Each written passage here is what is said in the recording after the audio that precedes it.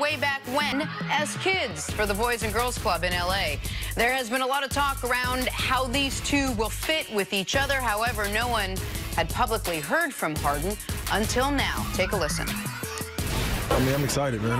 It's a new chapter, but I know he's excited. He's been in Oklahoma City for 11 years, so it's a new chapter for him, and we're welcoming him with open arms. And I mean, it's going to work. It's that trust factor, you know. I trust him, he trusts me, and you know, obviously with the group that we already have, and you know, the things that we've already accomplished, it should be an easy transition for him. Just to, you know, be incorporated right in, and things should be on the go. When you have talent like that, it works itself out. You know, you know, you communicate and you go out there and you compete, and possession by possession, you figure things out. Throughout the course of the season, you figure things out, and that's just what it is, you know. But when you have talent, you have guys with IQ, you got guys that are willing to sacrifice, it always works itself out.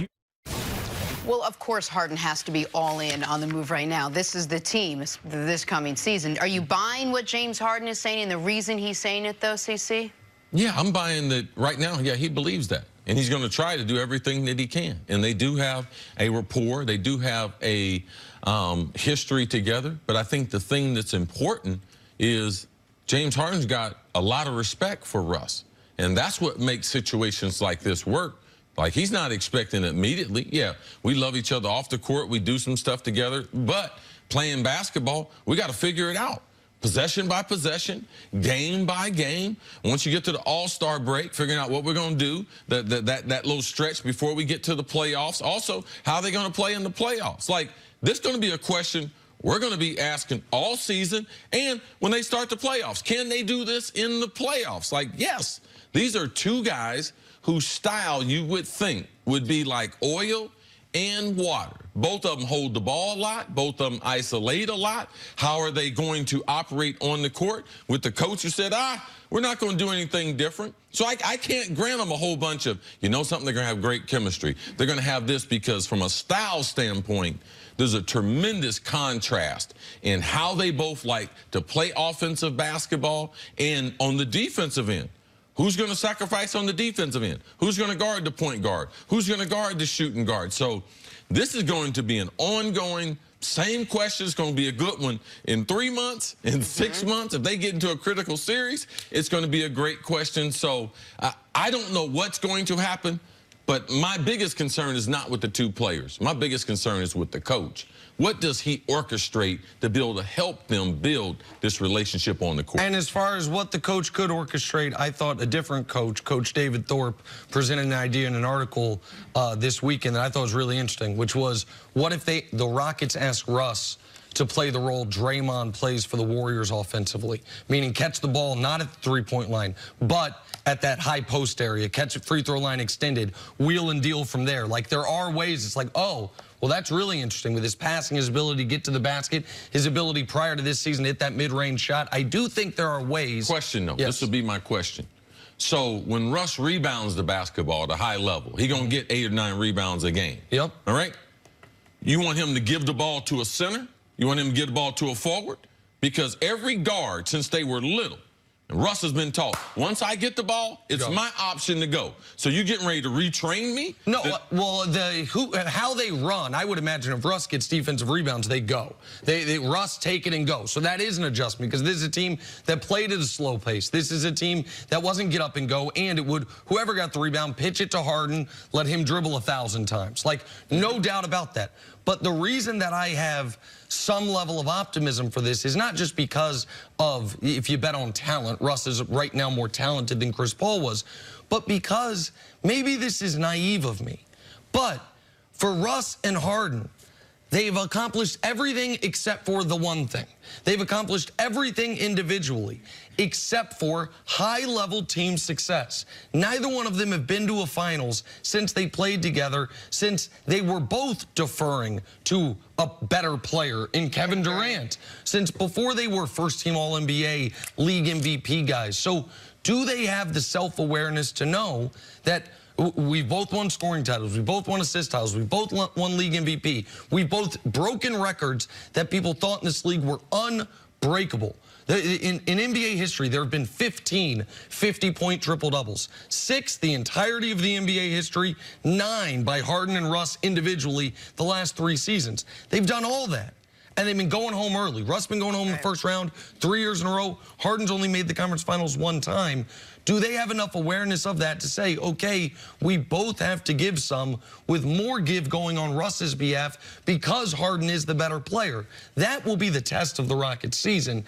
How self-aware are they? And Chris's question, can the coach impress upon them, this is what we need to do to win? CC, you heard what Harden said there at the end. When you have talent like this, it all sort of works itself out. I wonder what's more important at this high level of basketball, chemistry or talent? The Celtics, when Kyrie was out, just really had chemistry. They made it work. Now you have a team that's got a lot of talent. Where do each fall? It really depends on the coach.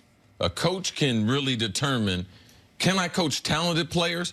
I'm concerned about the coach there, not just because I just want to bang on the coach.